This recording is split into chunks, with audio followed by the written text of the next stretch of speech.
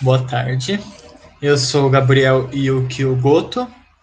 Eu sou professor de língua portuguesa e língua inglesa na rede estadual de São Paulo. Eu dou aula em 3 cidades aqui da região. Sou também escritor. Tenho alguns livros publicados de maneira impressa e outros contos lançados na Amazon em formato exclusivamente digital. Eu sou aqui do interior de São Paulo, na região de Campinas, a cidade de Americana. Eu tenho livros publicados de poemas, né? Eu tenho Um Abismo Atrai o Outro, que ele é físico, e tenho também na Amazon Chuva de Outono e Poesia Desastrada.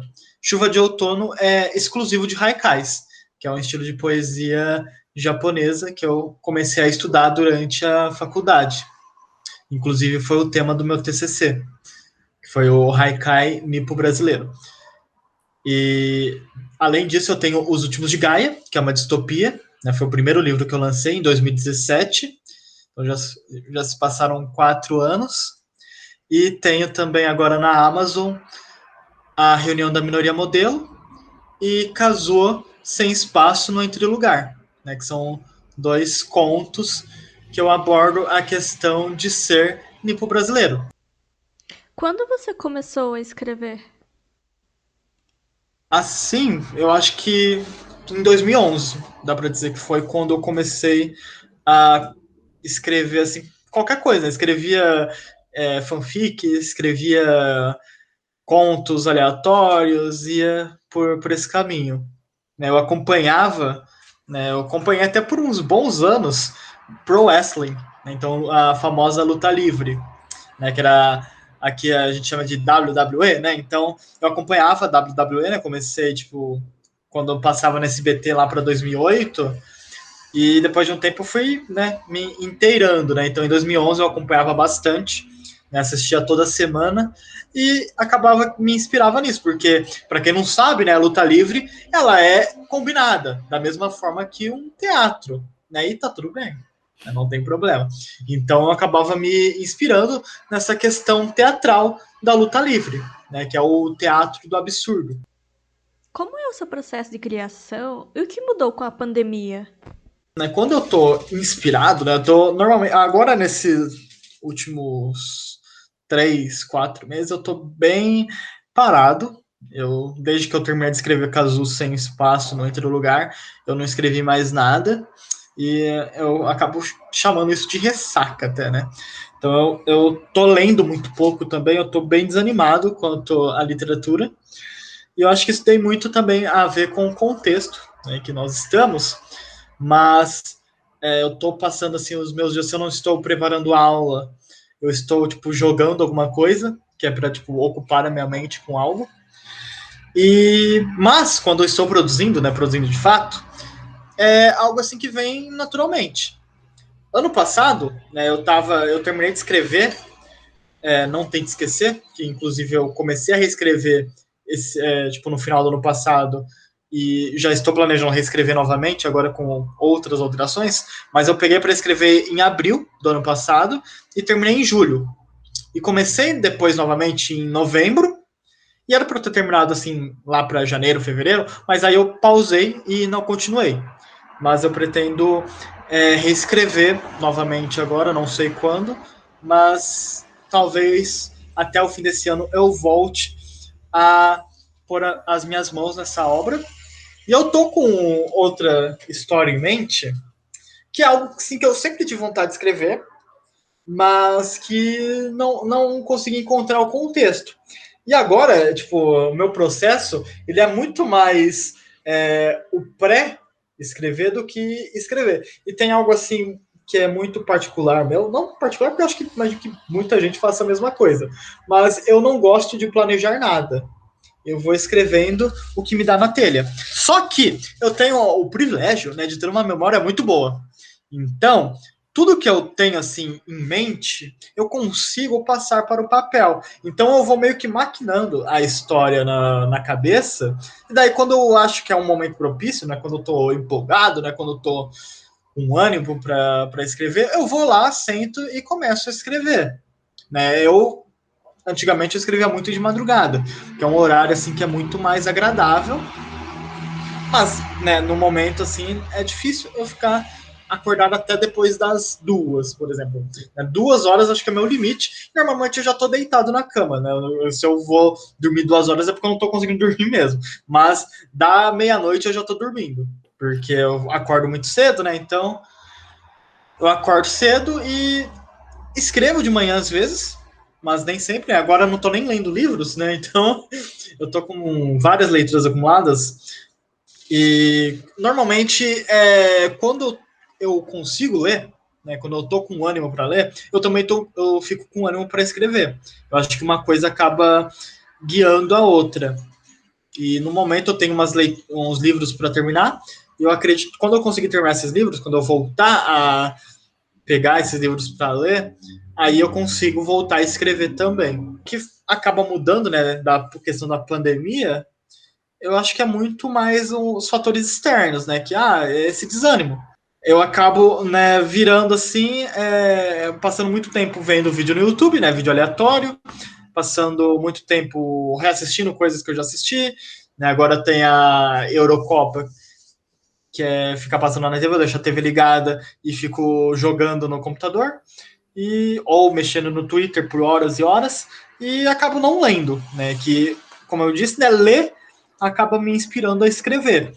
E eu acho que esse é a principal mudança, assim, nos últimos 7 meses, né? 6 meses de 2021 é que eu comecei e agora já não tô tão empolgado assim. Então eu até sei o que eu tenho que fazer. Né? Eu falo, não, que agora eu vou pegar, ler um livro e depois eu vou escrever alguma coisa, eu saio para caminhar, saio para correr, mas na prática eu tô ficando sentado no computador e não faço uma coisa nem outra. São as vantagens e desvantagens de ser um escritor independente. A vantagem de ser um escritor independente é que eu sou independente. A desvantagem também. Porque, ó, eu daria uma vida inteira, né? Tipo, eu estou trabalhando para deixar de ser independente, né? Essa é a verdade. Porque, né, eu tenho os últimos de Gaia, Um Abismo Atrai o Outro, eles são publicados por uma editora média, né? Que é a editora Pendragon. Então eu tenho um suporte muito bom desses 2 livros. Mas as outras histórias, elas são independentes da Amazon, né? São exclusivas minhas. A propriedade intelectual é toda minha. Mas, querendo ou não, uma editora média no Brasil é uma editora minúscula. Por maior que seja no ramo assim que trabalha assim, a Pendragon, ela é uma editora pequena. É uma editora assim quase de fundo, né? Uma editora familiar, assim, dá para dizer. Por mais que tenha mais de 100 autores publicados, é um esquema completamente diferente se eu fosse publicado por algumas para editora assim da Record ou da Companhia das Letras, enfim, essas editoras grandes. E eu trabalho, né? Eu poderia, né, tipo, focar mais, né, para ganhar essa visibilidade, né, de conseguir conquistar algum prêmio, coisa assim, né? Então a gente vai sempre visando, né, essas editoras grandes. Então, porque a gente meio que tem a convicção que, tipo, é difícil, né, ser escritor por editora grande ou ou ser independente é difícil de qualquer jeito, mas ser um escritor de uma editora grande vai facilitar muito o meu trabalho, né? Eu vou ter um reconhecimento maior. É um peso assim muito grande, né, que facilitaria muito, não deixaria de ser um trabalho difícil, mas a gente vai sempre, né, buscando esse reconhecimento. Algo que, sendo independente, é muito difícil. Porque há um problema, hoje em dia, que é o trabalhador, né, ele não pode ser só um trabalhador. Ele tem que ser um influenciador também. Você tem que ter um aparato assim, de marketing muito grande. Coisa que eu não tenho o menor saco. Né? Eu detesto, né, pagar de blogueiro para, sei lá, conseguir vender meus livros. Mas eu tenho que fazer. Né? É algo assim que está intrínseco. Né? Você vê que tem professor que vira influenciador, né, que começa a twittar assim, as suas aventuras na sala de aula ou no Google Meet, no atual contexto. Tem cabeleireiro que tem que ficar atualizando o Instagram todo dia para conseguir cliente, e a mesma coisa funciona com o escritor. Para eu conseguir vender, sendo independente, eu tenho que estar sempre lembrando, né, meus seguidores e os seguidores dos meus seguidores. né, que daí o RT ajuda bastante. Mas eu mal uso o Instagram hoje em dia. No Twitter ainda tem um alcance orgânico assim que pode chegar a ser muito bom. Eu acho que o Twitter ele é muito útil para esse tipo de divulgação. Então eu acabo utilizando, né? Mas é difícil conseguir assim qualquer projeção. E também a gente tem que ser lido. Então, às vezes o escritor ele só quer escrever para que alguém leia, ele não quer fazer o intermédio, né? Ele não quer te convencer a comprar um livro. Devia ser o papel do livreiro, né? Da pessoa que trabalha numa livraria, que trabalha sei lá, na Amazon, coisa assim, enfim. Mas acaba sendo, né, esse terceiro trabalho que eu tenho, que é o de ser esse intermédio da minha obra para o leitor, né? E eu acho que acaba sendo algo muito divertido, né? Você interagir com pessoas que leram o seu livro, ao mesmo tempo que é muito desgastante você convencer as pessoas que você pode ser lido, que é algo, tipo, né, plausível.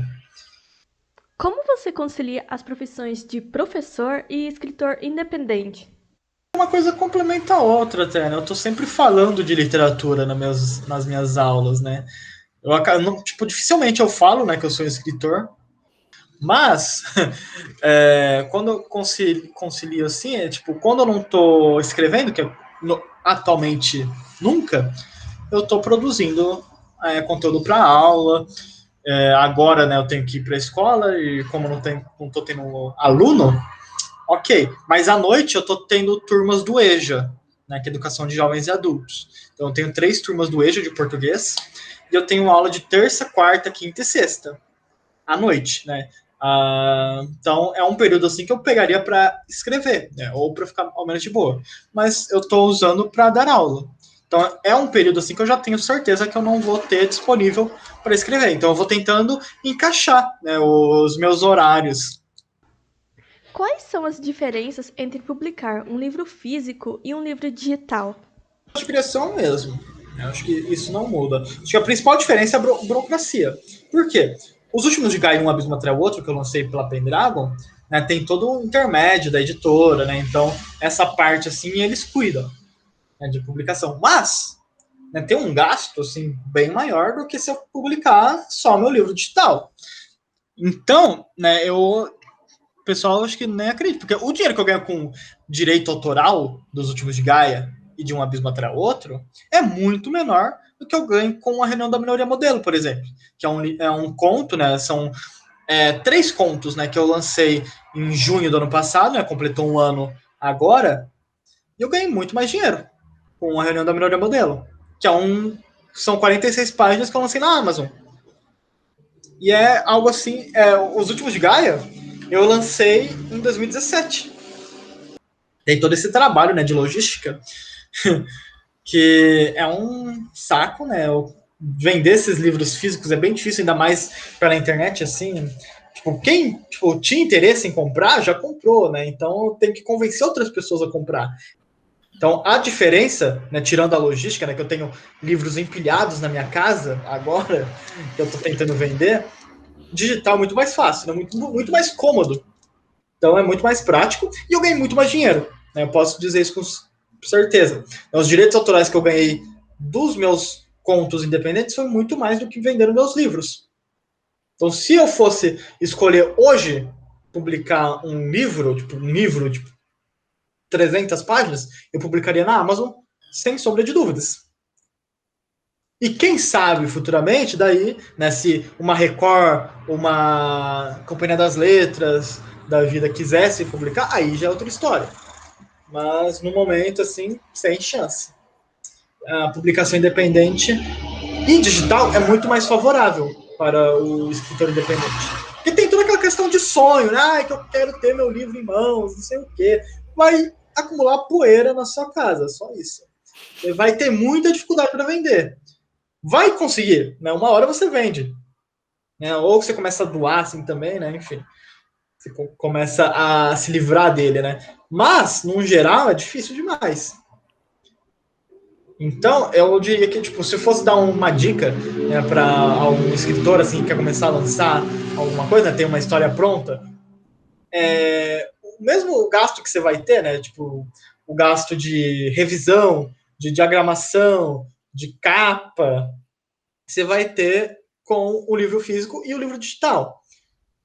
Mas a impressão, né, então a impressão você não vai ter que fazer. Então lança o livro digital. Muito melhor. Você acha que houve alguma diferença na venda de livros durante a pandemia? Eu acho que com esse tempo de isolamento, muitas pessoas começaram a ler mais. Ou outras que pararam de ler também. Enfim, eu li bastante ano passado. Esse ano que eu meio que soltei a mão assim, dos livros. Mas eu comprei meu Kindle em 2019. Foi uma das melhores aquisições que eu fiz na minha vida.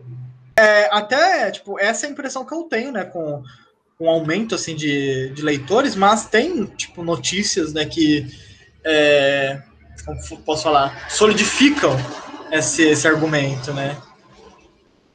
Então, tipo, o aumento do consumo de livros digitais aumentou durante a pandemia. Então, as livrarias, né, tipo a Amazon, que, né, um gigante, assim, para o livro 7 da manhã.